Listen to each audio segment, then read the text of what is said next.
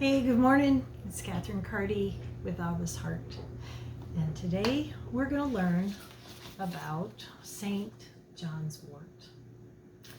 So I want to tell you a little bit about it. St. John's wort is also known as Hypericum perforatum. That's the Latin term, Hypericum perforatum. And the reason why it's called perforatum is because when you take a look at the leaves, they look like little holes of perforation. So if you can see that, those little dots actually are like a cross section of, if you were going to cut, like say, your blood vessels come to an end or whatever, and those are actually oil glands. Okay. It's a very pretty plant. You'll find it on roadsides. You'll find them in fields. A friend of mine found some in a field the other day, and she was looking for mullein, actually, and she saw all of this beautiful St. John's wort. She ended up harvesting some for herself and harvest some for me, and I ended up making 7 of these with 80 proof vodka to begin my 2-month process for tinctures, and then 7 quarts with olive oil for, again, it may only be a month that I'm gonna do those, but anyway, so that's for salves. This is for tinctures. And I wanted to show you, if you can see the color red. I don't know if you can see that or not, but anyhow, they're a bright yellow flower that when you squeeze the buds and squeeze the flower, of red liquid comes out. And that shows that it's ripe and ready for harvest. So let me show you this picture again, and you can see the flower buds. When you squeeze them, if the red liquid comes out, then you know it's time to pick them. And the thing with St. John's wort is they are ready. And when they're ready, pick them. There's not a whole lot of time from the time that they bloom, or they're just about to bloom, to the time, there's just a small window. So when you see them, grab them, and then you can start using them. All right, you can make a tincture out of them. That will be for internal use. I tend to use 80 proof vodka. That's inexpensive and it works for me. And you can also infuse it in an oil. I use olive oil. Sometimes I use sweet almond. Jojoba is my favorite, but it's more expensive. So this group I did with olive oil. And then you can make a salve. And the salve you're going to be putting all over your hands, wherever bumps and bruises are, cuts, abrasions, sprains. You can put them on sunburn, and it will alleviate the pain for all of that. The beauty of St. John's wort is that it increases the speed of the healing for your whatever skin ailment you have, because it's all about cellular regeneration. So it restores the cells and therefore speeds up the healing process, which is cool. St. John's wort is anti-inflammatory, so that's why it's going to relieve some of the pain. It is an antioxidant, so when you take it internally, the antioxidant part is kind of like vitamin C. It just helps stop the oxidation. Yeah, kind of like an apple, when it starts to turn brown or rust, basically. Well, when that happens in your body, it's kind of like you're rusting, and you don't want that oxidation to take place. So vitamin C is an antioxidant. Well, St. John's wort is also antioxidant. So it works to protect. Lemon juice on an apple protects the apple from turning brown. So it's antioxidant, anti-inflammatory. Like I said, it helps with cellular regeneration. It restores burns, cuts, scrapes. It relieves sunburn, and it can actually protect the skin from getting a sunburn. Sometimes it can make the skin more sensitive depending on the person. So just keeping that in mind. The flower restores sore muscles and bruises. It relieves sciatica. So for people who suffer with that nerve that runs down the back of your leg, kind of coming in at the base of your spine, it relieves the sciatica pain, because it goes for the nerves and ministers to the nervous system. It also alleviates neuralgia and rheumatic pain. You can massage the oil into your lower back, into your shoulders, into your neck, and that's going to help bring some relief as well. So St. John's wort is your friend. It's really nice. So that's for your skin. A cool thing also about this herb is it helps with detoxifying the liver.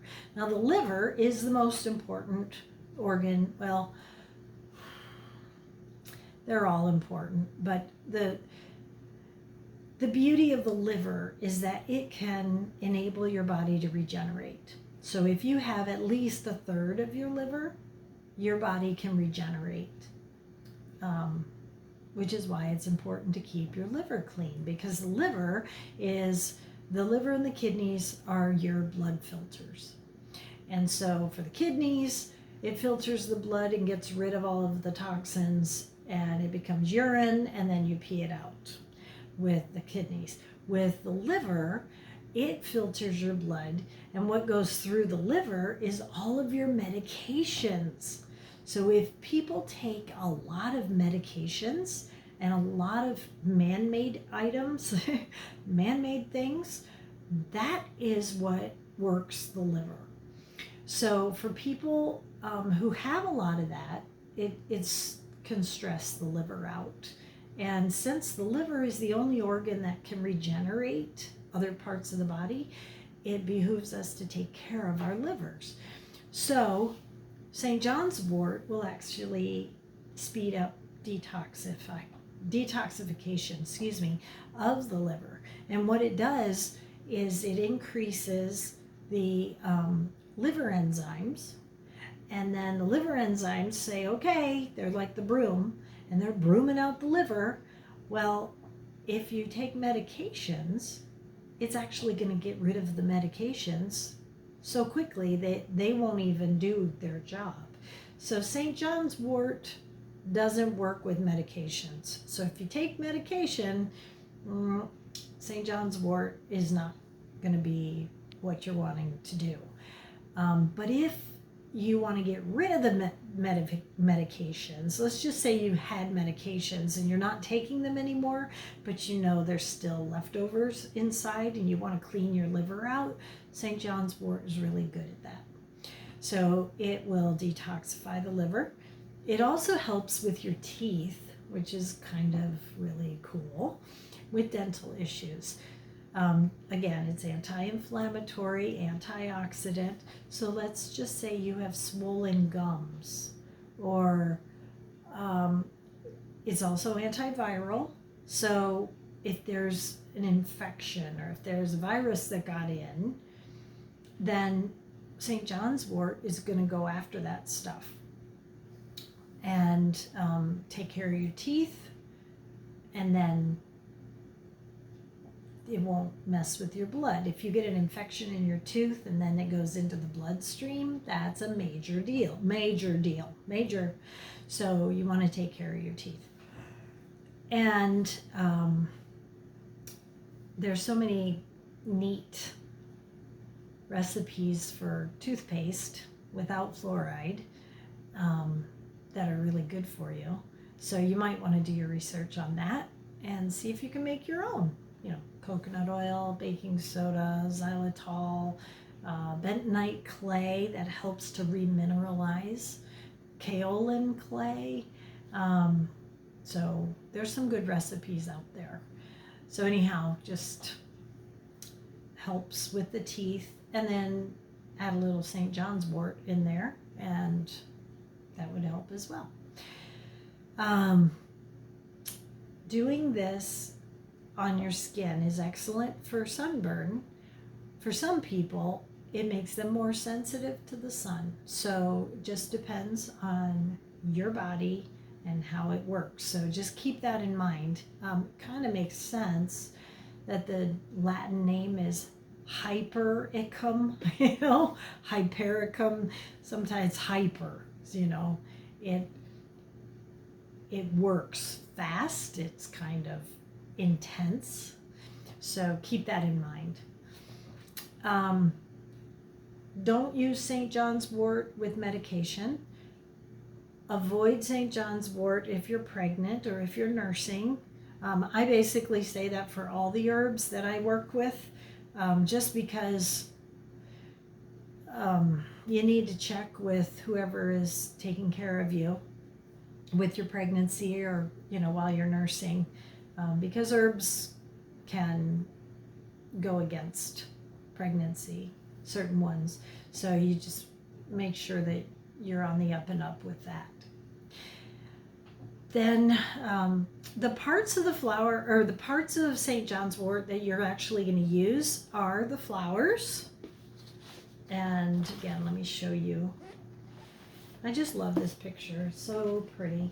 So you're going to use the flowers, you're going to use the buds especially, but then you can also use the leaves.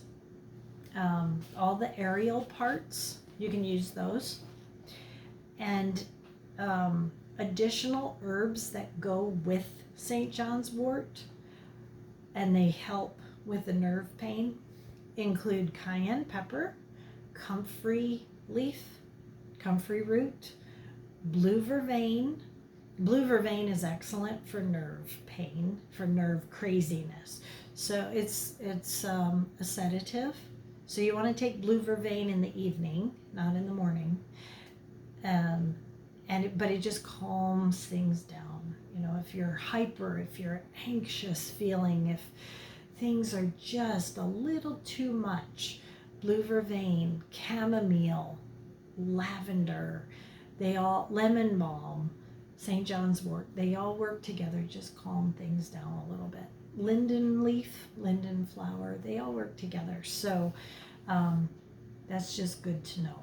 St. John's wort ministers to your nervous system. If you're dealing with stress, that's your nervous system. So St. John's wort's going to calm things down.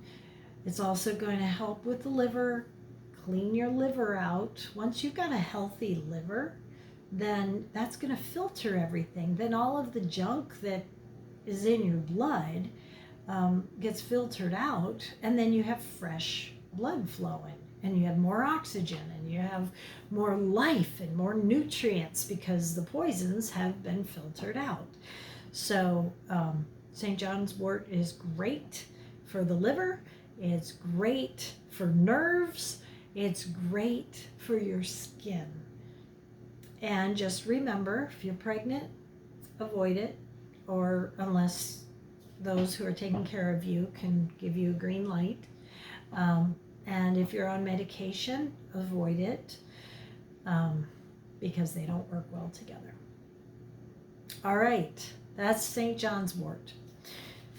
If you have any questions, drop a line in the comment section. Here's another picture of the plant. And again, you're going to find it midsummer, and usually it's by roads. The issue with it being by the road is it can easily suck up the exhaust and the poisons from the exhaust. So if you're going to use them for making your own tinctures and salves, make sure they're far enough off of the road so that they're not soaking up and all the pollution. Okay, so that is St. John's wort. And again, I want to show you this one picture if you want to stop the video just so you can take a shot of it. And this is coming from a book called Wild Remedies. The author is Rosalie de la Forêt.